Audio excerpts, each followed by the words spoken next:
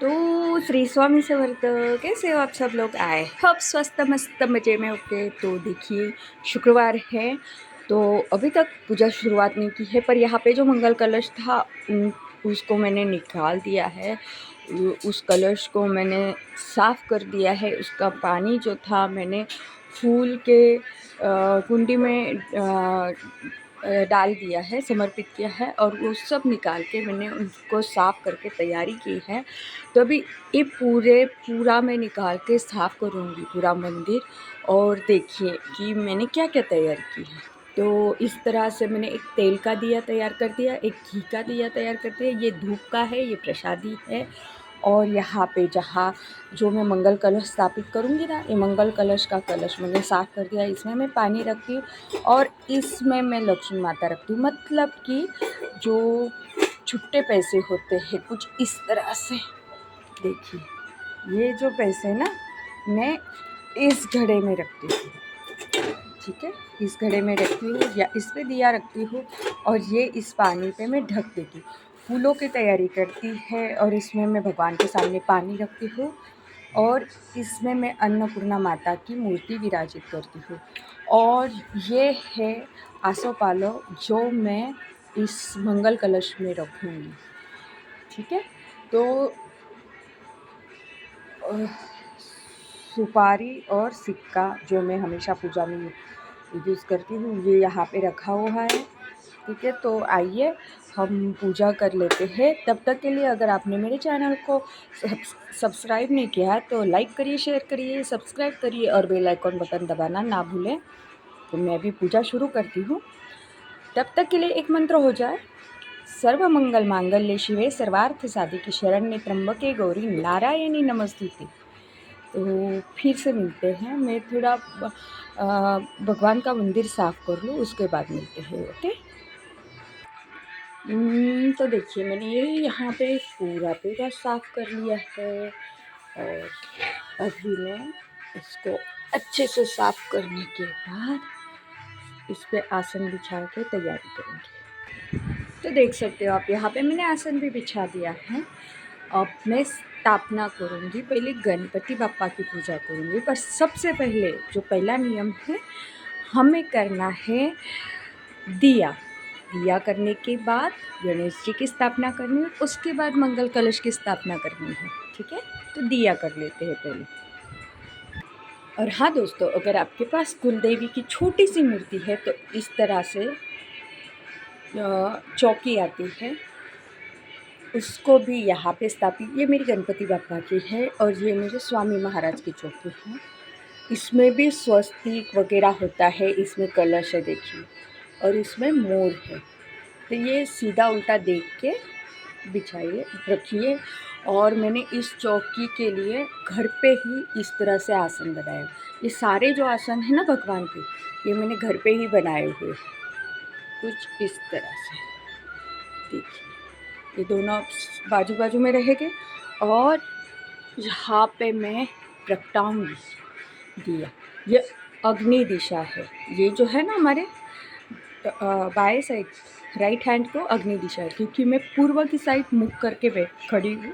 अभी पूर्व की तरफ मुख करके मैं बैठी हुई हूँ।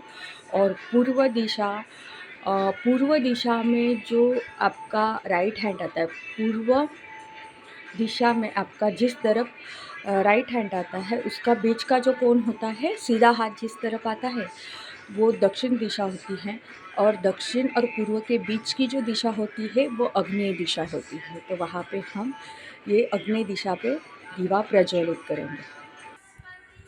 तो यहाँ पे मैंने दिया प्रगटा दिया है, और साथ ही मेरा अभी मंगल कलश की स्थापना के लिए मैंने श्री सूक्त का पाठ लगा दिया है, ओके। आप सुन सकते हो, बैकग्राउंड में आपको वो पाठ सुनाई दे रहा होगा। श्री सूक्त का लगा हुआ है, वो कम से कम 11 बार चलना चाहिए। इस तरह से लगाना है कि 11 बार वो रिपीट हो जाए। या फिर यूट्यूब पे भी आता है, तो उसमें भी अगर 11 बार श्री सूक्त लिखोगे ना तो आ जाएगा। तो यहाँ पे मैंने लगा दिया है दिया। अब दिया लगाने के बाद एक बात आपको बताती हूँ कि यहाँ पे मेरे फ़ोटो भी है। तो मैं क्या करूँगी, गणेश जी की स्थापना करूँगी। गणेश जी की स्थापना के बाद जो फ़ोटो है वो मैं पहले वहाँ पे सेट कर दूँगी। क्योंकि कलश रखने के बाद अगर आप फ़ोटो रखते हो और अगर कलश को धक्का लगता है और वो अगर हिल जाता है तो अच्छी बात नहीं है। तो इसलिए आपका जो बैकग्राउंड का जो भी आप लगा देते होता है ना, तो वो आपको पहले स्थापित कर देना है, उसके बाद कलश की स्थापना करनी है। ठीक है, ये बात हमेशा याद रखनी है। ठीक है, तो मैं पहले यहाँ के जो फ़ोटोज़ हैं उनकी पूजा कर लेती हूँ और उसके बाद मैं मंगल कलश की पूरी पूजा बताती हूँ आपको। तो आप देख सकते हो यहाँ पे मैंने जो मेरे भगवान रखने थे, वो जो फ़ोटो रखने थे वो रख दिए हुए हैं, आप देख सकते हो। और अब हम करेंगे मंगल कलश की स्थापना। तो आइए मैं बताती हूँ मंगल कलश की स्थापना कैसे करते हैं। ठीक है,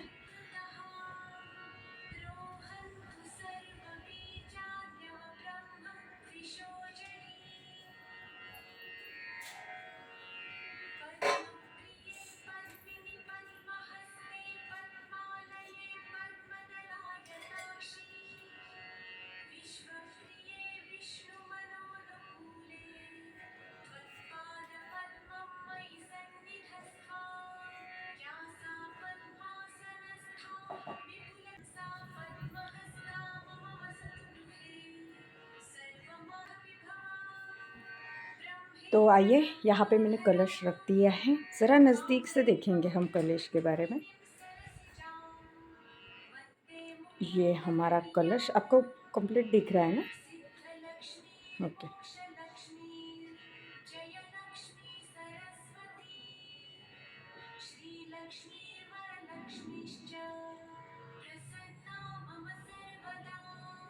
ओके, तो ये मंगल कलश है। अभी मैं पहले इसकी जानकारी दे दूँगी। तो ये जो ऊपर का स्थान होता है, ये स्थान है विष्णु भगवान का। यहाँ पे शंकर जी विराजमान हैं और ये स्थान है ब्रह्मा जी का।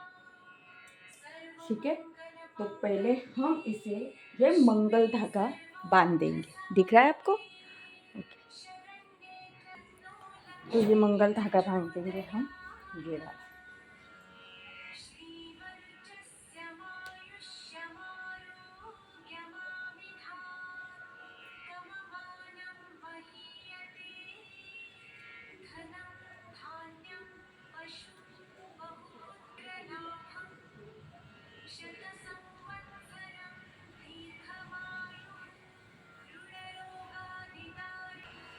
तो इस पे हम स्वस्तिक लगाएंगे। स्वस्तिक को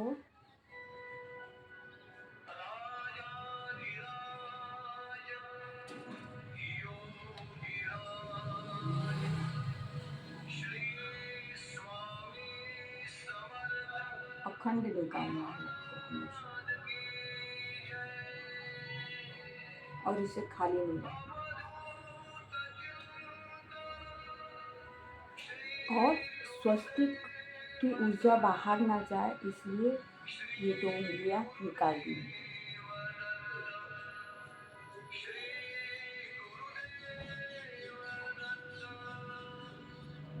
अभी ये 5 उंगलियां निकाली है। ये 5 उंगली का अर्थ क्या होता है मैं ये बताती हूँ आपको।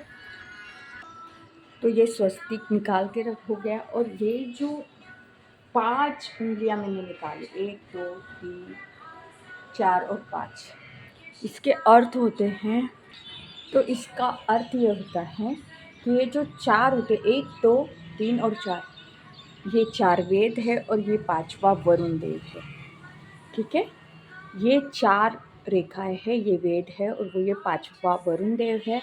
और स्वस्तिक इतना शक्तिशाली होता है कि उसकी ऊर्जा बाहर ना रहे, हमारे घर में रहे, इसलिए ये 2 लकीरें मतलब रेखाएं खींची जाती है। और रेखाएं हमेशा नीचे से ऊपर की तरफ, हमारे बढ़ती की तरफ खींचनी है। ठीक है,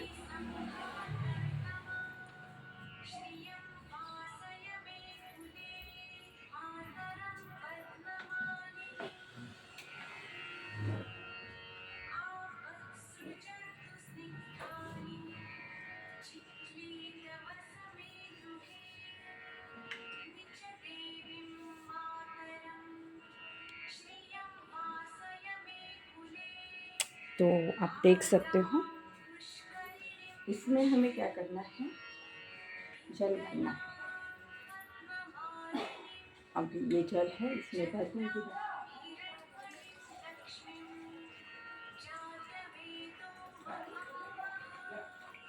जल मतलब जब ये इस कलश में जल आ जाता है ना, तो इसका अर्थ बड़ा हो जाता है। आप 5 गंगा कह लीजिए, पंचगंगा कहिए, सप्तगंगा कहिए, सप्त समुद्र कहिए, ये इसमें समर्पित हो जाते हैं, बराबर। तो आपको सबसे पहले क्या करना है, आपको सबसे पहले क्या करना है कि एक सिक्का और सुपारी इसमें रख देनी है। उसके बाद फूल, इसके बाद अक्षता मतलब चावल, हल्दी और कुमकुम, ठीक है। ये करने के बाद इस पे रखने हैं पान के पत्ते। अभी आपके पास नागरवेली के पान नहीं होंगे, मतलब खाने का पान होता है ना, वो अगर 5 नहीं होंगे तो आप आम के पत्ते भी रख सकते हो, नहीं तो आसोपालव भी रख सकते हो, और वो भी नहीं तो 5 फूलों के कोई भी पत्ते होंगे वो रख सकते हो, पर 5 ही चाहिए, ठीक है। तो आप देख सकते हो मैंने यहाँ पे आसोपालव के पत्ते रख दिए। और ये है श्रीफल। श्रीफल मतलब श्री मतलब लक्ष्मी माता, ठीक है। तो जहाँ विष्णु भगवान होंगे वहाँ लक्ष्मी माता तो होगी। तो जब आप इसको विराजित करते हो तब यहाँ पे बड़ा सा टीका कर दीजिए इनको, ठीक है, इस तरह से। और फिर इस तरह से, और फिर ये हुआ आपके मंगल कलश की स्थापना। जय मरकुल देवी ब्रह्मण माता।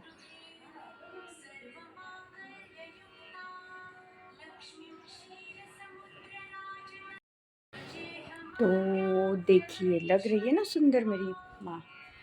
तो सर्वमंगल मांगल्ये शिवे सर्वार्थ साधिके शरण्ये त्र्यंबके गौरी नारायणी नमस्तुते। तो यहाँ पे मैंने कलश को पूरा कंप्लीट कर दिया है और मैं उनको उनकी जगह पे स्थापित करूँ। देखिए मैंने अपनी माता की स्थापना कर दी है और कितनी सुंदर लग रही है ना वो अंदर।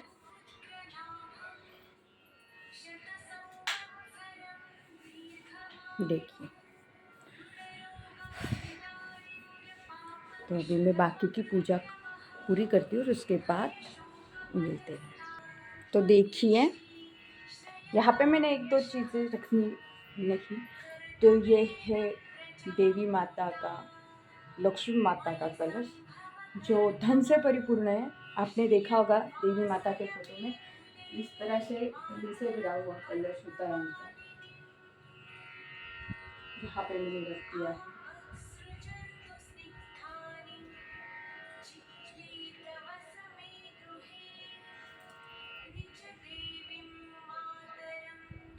और आज शुक्रवार है, कुलदेवी का वार तो है पर शुक्रवार है, और शुक्रवार का दिन अन्नपूर्णा माता का होता है। तो यहाँ पे मैंने अन्नपूर्णा माता की मूर्ति ली हुई है। ऐसे इस तरह से कटोरी में चावल है, उसमें 1 रुपये का सिक्का है, और मैं उनको यहाँ पे हल्दी कुमकुम लगाऊंगी और इस पे विराजित करूँगी, और ये रखूँगी शंकर जी के पास में।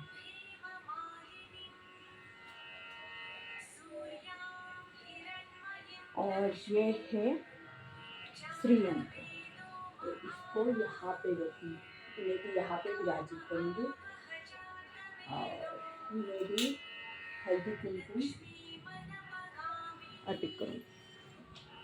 तो इस तरह से मैंने सारे भगवान जो है उनकी पूजा करने के बाद, देख लीजिए कैमरा आज बहुत ज़्यादा हिल रहा है, ओके। तो यहाँ पे मैंने मंगल कलश की स्थापना की। देखिए ना, अपने मंगल कलश की स्थापना करने के बाद जो रौनक आती है घर में वो अलग होती है। देखिए इसका प्रकाश देखिए, अभी सिर्फ जोत ही प्रगति हुई है, मैंने लाइट बंद कर दी है, लाइट थोड़ी कम है, फिर भी देखिए उसका प्रकाश देखिए, होता है ना भगवान का एक प्रकाश होता है, एक ऊर्जा होती है। और मैं देखिए, तो यहाँ पे हो गई है मेरी पूजा संपन्न। देखिए आप मेरे भगवान जी कितने प्यारे लग रहे हैं। देखिए अभी मैंने लाइट की हुई है, कितने सुंदर लग रहे हैं ना। तो यहाँ पे हो गई मंगल कलश की स्थापना। अगर आपको समझ में आई होगी, आशा करती हूँ कि आप लोगों को समझ में आई होगी कि मंगल कलश की स्थापना, कुल देवी की स्थापना कैसे करते। ये मंगल कलश मतलब क्या? मंगल कलश मतलब अपनी कुल देवी। अगर हमारे घर में कुल देवी का फोटो है फिर भी इस कलश की स्थापना करनी चाहिए। अगर नहीं है तो ज़रूर करनी चाहिए। फ़ोटो है, मूर्ति है, कुछ भी है तो भी इस मंगल कलश की स्थापना करनी चाहिए। इससे क्या होता है कि अपने घर पे जो नज़र बाधा होती है, दोष बाधा होती है, वो सब नष्ट हो जाती है और वो इस कलश पे आती है। ये कलश का जो श्रीफल है मतलब नारियल, उसको बदलना नहीं, उसको हर शुक्रवार के दिन आपके देवी कुल देवी का जो भी वार होगा उस दिन उस कलश का जल आपको बदलना है, उस कलश को साफ़ करना है। नया जल, शुक्रवार होगा या मंगलवार होगा, उस दिन आपको क्या करना है, आपके कुल देवी का वार जो भी होगा, शुक्रवार होगा या मंगलवार होगा, उस दिन क्या करना है, इस कलश को वहाँ से उठा लेना है। वो जल के जो पत्ते हैं उन पत्तों से वो जल ऐसे पूरे घर में छिड़क देना है, छिड़काव करना है। उसके बाद क्या करना है, अपनी कुलदेवी का मंत्र बोलना है, अपनी कुलदेवी को दिल से याद करना है, मन से प्रार्थना करनी है कि आपका वास्तव मेरे घर में हमेशा बना रहे। दूसरी बात ये कि वो जल आपको किसी फूल के पौधे में डालना है, तुलसी में नहीं डालना है। तुलसी में कभी कोई भी जल मतलब सिर्फ शुद्ध जल होता है ना, वही डालना, अर्पण करना चाहिए। एनी अदर कोई भी कलश का जल नहीं डालना है, वो किसी फूल के पौधे में ही डालना है, ठीक है। उसके बाद क्या करना है, कलश को अच्छे से साफ़ करना है और जिस तरह से मैंने उस पर स्वस्तिक बनाया, उस पे मंगल धागा बांधा, उसके 5 दिशाओं पे 5 रेखाएँ और 4 स्वस्तिक की ऊर्जा बाहर ना जाए वो रेखाएँ करी। उसके बाद 5 पत्ते, जो भी पत्ते आपके पास होंगे, आम के पत्ते होंगे, अच्छी बात है, शुभ है आम तो।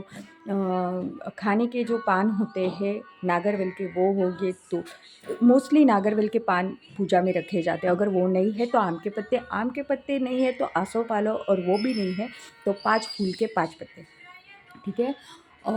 और फिर श्रीफल रखना है मतलब नारियल रखना है। इस तरह से उसको भी कुमकुम का टीका लगा देना है। उसकी स्थापना जिस तरह से मैंने बताई उस तरह से करनी है और आपकी कुल देवी को दिल से स्मरण करना है और कहना है कि आप मेरे घर में विराजमान हो जाइए।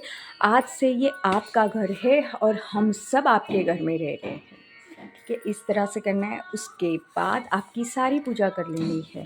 तो आपको पता ही है, सबसे पहले गणेश जी की पूजा करते हैं, ठीक है। उसके बाद हर एक पूजा करते हैं, ठीक है। तो आपकी हर एक इच्छा पूरी हो जाती है। अगर आप पूछोगे कि वो श्रीफल का क्या करना है, हर हफ्ते श्रीफल को नहीं बदलना है। श्रीफल को कब बदलना है पता है आपको? जब श्रीफल टूटता है मतलब खंडित होता है या श्रीफल में कोम आ जाता है, कोम मतलब कि वो उगना शुरू हो जाता है, तब आपको उस श्रीफल को बदलना है, नहीं तो तब तक नहीं बदलना है। जब अगर वो टूटता है ना खुद से उसके पे क्रैक आ जाता है ना, तो समझ लेना कि मेरे घर पे बहुत बड़ा संकट आने वाला था, जो मेरी माता ने अपने ऊपर लेके उस संकट का नाश कर दिया है। तब वो कलश टूटता है, उग जाता है, तो वो क्या करना है पता है? किसी अच्छी जगह पे खेत में उसको लगा देना है, तो उसका नारियल का पेड़ उग जाएगा। कोम आता है तो बहुत अच्छी बात है। कोम अगर आता है तो समझ लेना कि मेरे घर पे माता, मेरी कुल देवी का वर्चस्व है और हाथ बना हुआ है। तो हमेशा ये 2 चीज़ें याद रखना है। तब तक वो श्रीफल एक बार रखने के बाद वही श्रीफल रखना है आपको, ठीक है। अभी हम एक गीता का श्लोक बोलते हैं, तो आइए। गीता गंगा च गायत्री, सीता सत्या सरस्वती, ब्रह्म विद्या ब्रह्मवली, त्रिसंध्या मुक्तगी, अर्धमात्रा चित्तानंदा, भय धनी भय नाशिनी, वेदत्रिपरा अनंता तत्वार्थ ज्ञानमंजरी इथे ज्ञानी जपे नर नरो निश्चल मानस ज्ञान सिद्धि लगे शीघ्रम तथा ते परम पदे पामेची। ये श्लोक अगर आप हर रोज़ याद करते हो, बोलते हो तो बहुत अच्छी बात है। ठीक है, ये गीता का श्लोक है। गीता मतलब भागवत गीता का श्लोक है और गीता जयंती के दिन ये आपको बोलना चाहिए। ये मैंने एक पेपर से मुझे मिला था और ये पेपर काफ़ी पुराना है, आप देख सकते हो ये पेपर बहुत ज़्यादा पुराना है। देखिए 2000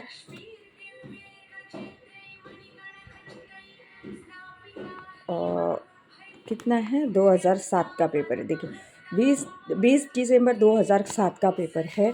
तो ये मैंने श्लोक उस दिन पढ़ा था और ये श्लोक मैंने भागवत गीता का श्लोक है, तो ये श्लोक मैंने अपने पास रखा हुआ है। ठीक है,